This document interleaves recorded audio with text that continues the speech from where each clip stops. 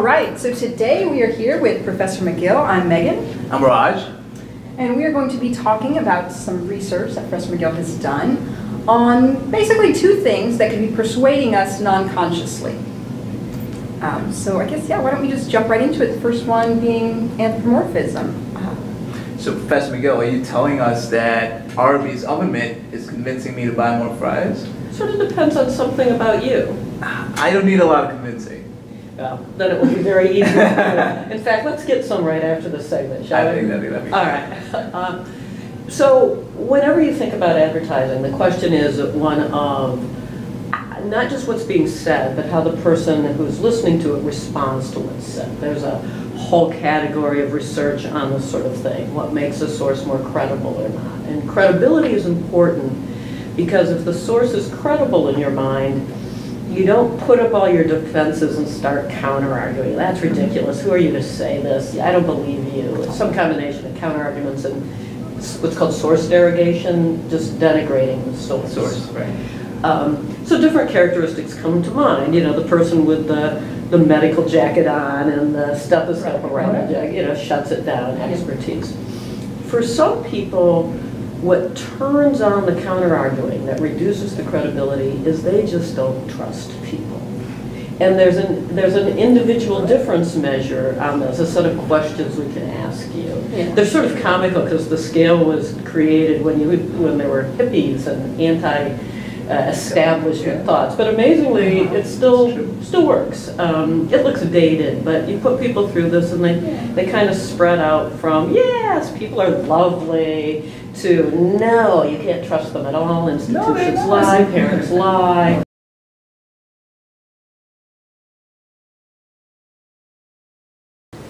No, I don't trust people. Ever. Really? Really? Yes, really. If you were going to I pretend to trust them, but I actually don't. I would say generally I'm a pretty skeptical person, and so people have to earn my trust. I don't just trust people off the bat. I mean, I always trust people. I always assume the good in people, but that has definitely stabbed me in the back. I would say, if I had to put myself in the bucket, I would say I'll err on the side of being skeptical. People who are low on this interpersonal trust scale, as soon as a person is talking to them, they think they're lying. Wow. Yeah. There's an old joke to make fun of attorneys. How do you know an attorney is lying? He's talking. Mm-hmm. Or she. It's hard to do a joke with he, she, isn't it? Yeah. So these are people who generalize that too. If a person is talking, the person is lying. And the trigger to turn on, what are they saying to me and I don't quite believe it, the trigger that turns that on is humanity. Mm-hmm. So what if we had something talk to you that lacked the trigger? It wasn't a person. Mm-hmm. So if you said, hey, do you think talking muffins or oven mitts are really good, intelligent spokespeople? They would say, what? But that's not the process by which it's working. It's just there's this trigger in your environment that says, oh, I should pony up the effort to think pretty hard about what this is saying and actually kind of rebel against it a bit. Mm-hmm. You take that away and these low trusters are actually by accident more persuaded by the talking spokes thing. Mm-hmm. I trust the spray. I don't trust the muffin. Yeah, the spray looks good. The spray looks good. No, the muffins were creepy. Muffins were a bit of a distraction from the product. I don't know if it's necessarily the right product for me. So commercial seems, it's entertaining. There's two muffins talking to each other, so that's definitely better than just someone talking to me saying, oh, here I'm spraying this pan with this and that. So it's entertaining, and I guess it makes it look like the pan works, so the way the muffins just fall out of the thing. There was actually a picture of the muffins actually falling directly out of the pan. I don't think that would actually happen if I sprayed the pan. The high trusters, you'd think it would flip the other way since they love people. And you can push them to do that, but mostly they're just like, yeah, whatever, life is benign. So they don't even notice who's talking. So it could be the muffin or the It's just the person It's the is same talking, response. yeah, and it's the same response. If you get them to say, ooh, this is a really important message with important consequences for me.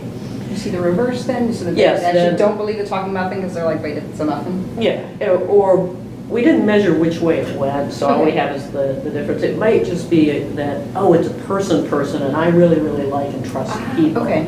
Not so Um, much the other way. Yeah, people readily see humanity where it isn't.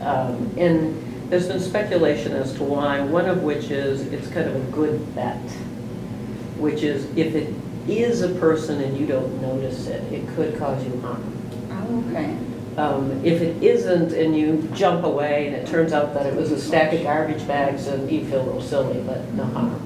right.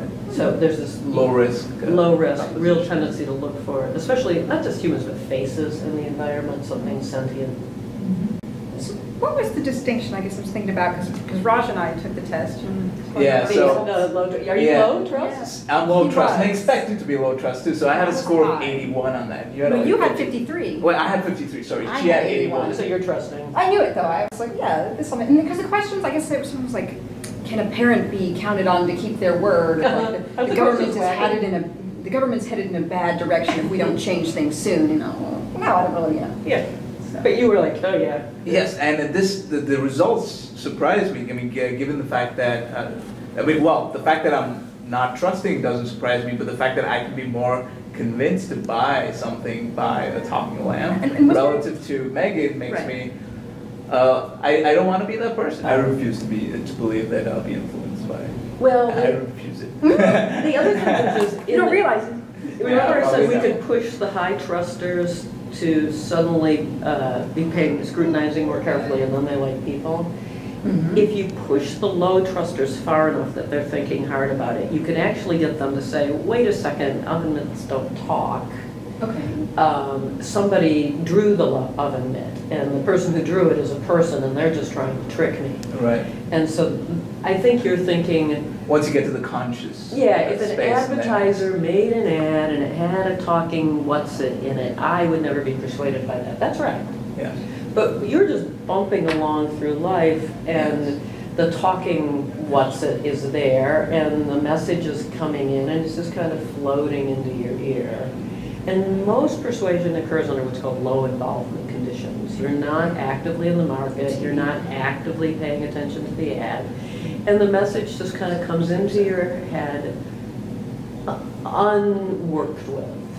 And that's what's happening for these low trusters. It doesn't turn on their natural distrust because, they're like, they have like an if that. If a person, look up and fight with it. Yeah. And it doesn't pass the if a person test. Yeah.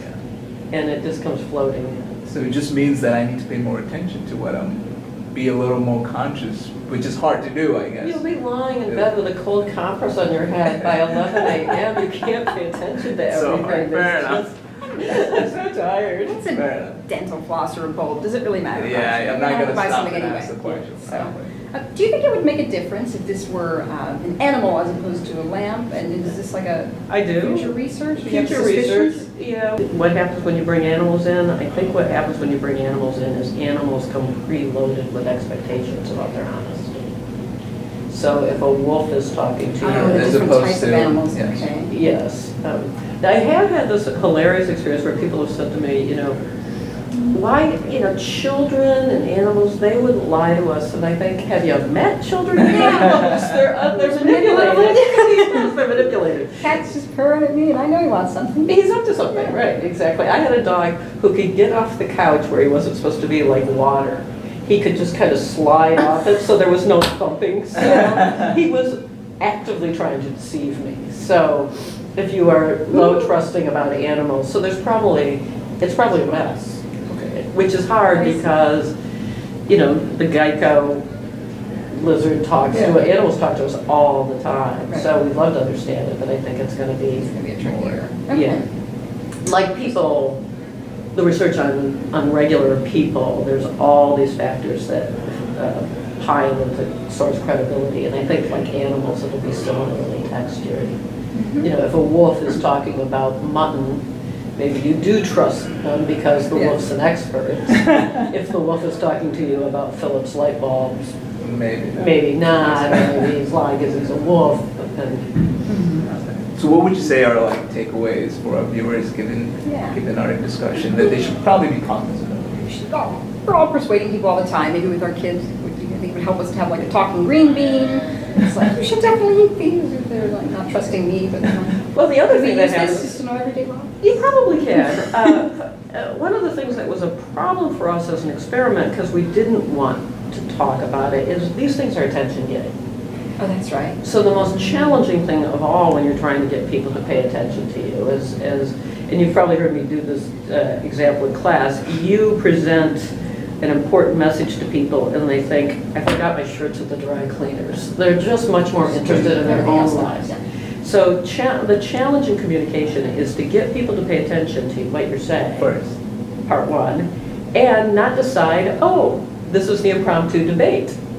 Right, so how do you get people to pay attention to you without counter-arguing? So probably the takeaway is to remember, it's not what you're saying, it's what they're thinking in response to what you're saying. So, for example, if you bring people in on some contentious topic, no matter what the speaker is, people polarize, because if they agree, they generate support arguments or counter-arguments. So whenever you're talking to someone, don't think about what you're saying, think of what they'll say in response to what you're saying. And so the takeaway from the talking things is it lowers the counter-arguing because they are safe and benign. But there's no ready fix in communication. Kids are still gonna push back on It's still broccoli. The Brussels sprouts are still teeny tiny cabbages, so let's just face it. So. At least we can be aware of it with ourselves if we're not. Just pay more attention if this is a really critical decision, if it's a talking object, and just combat that. I guess we can move into our next topic now, which is something I definitely had not thought about before, which is dispreferred markers.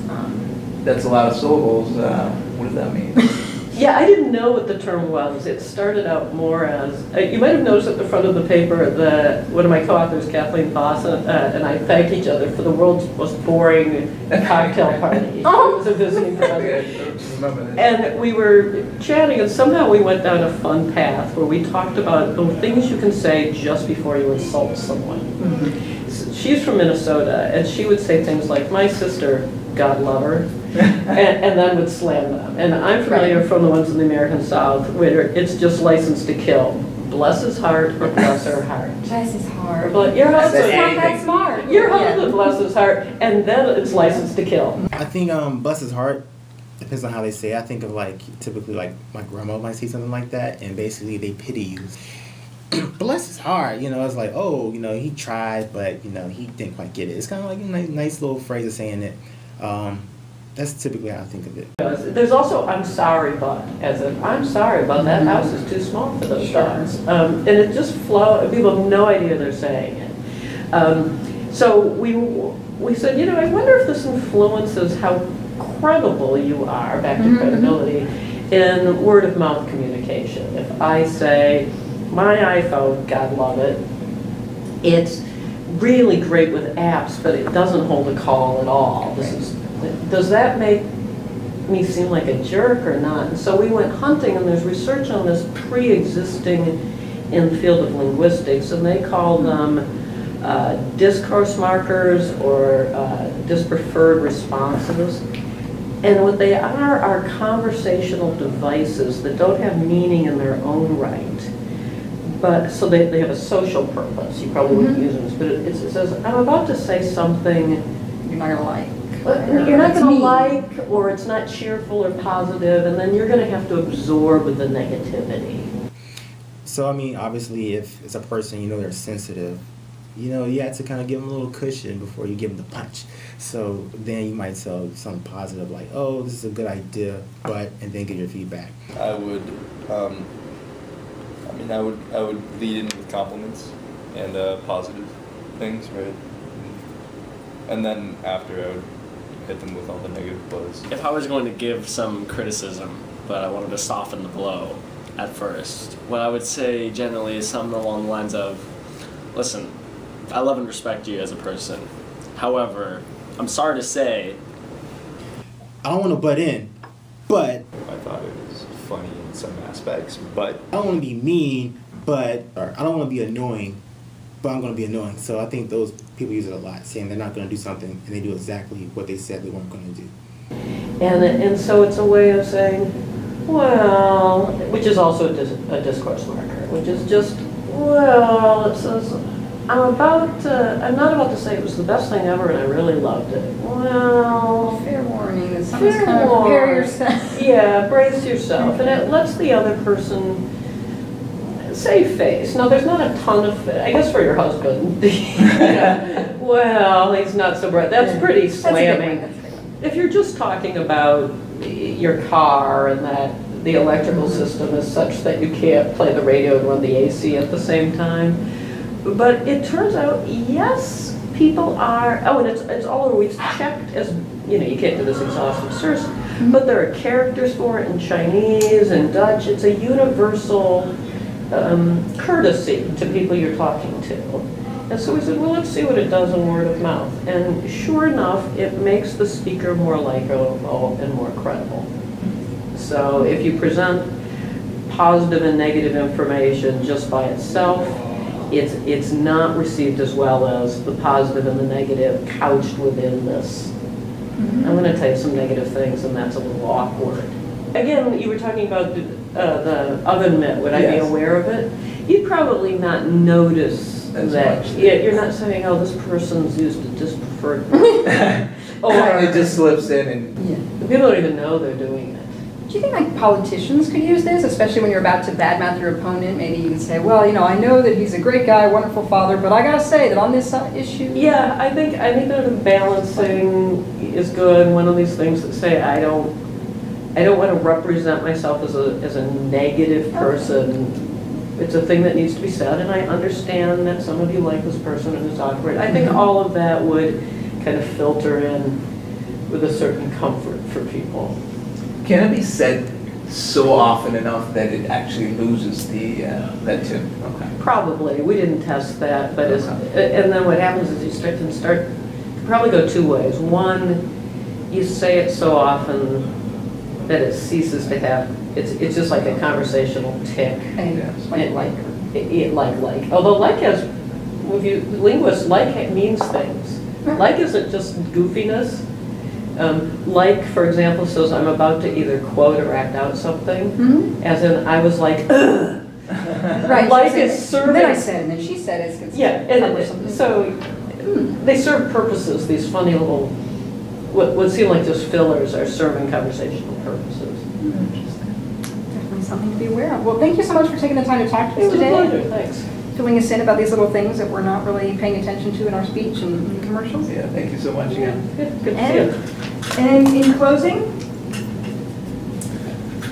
That's hilarious. for our viewership, the next time maybe that you are watching a commercial and a muffin is talking to you, or somebody's just said something like, I don't mean to be a jerk, but we hope you think of us.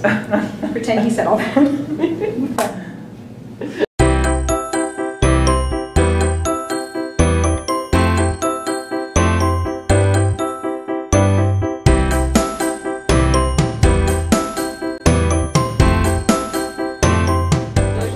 Edit this. Oh yeah. No, one take.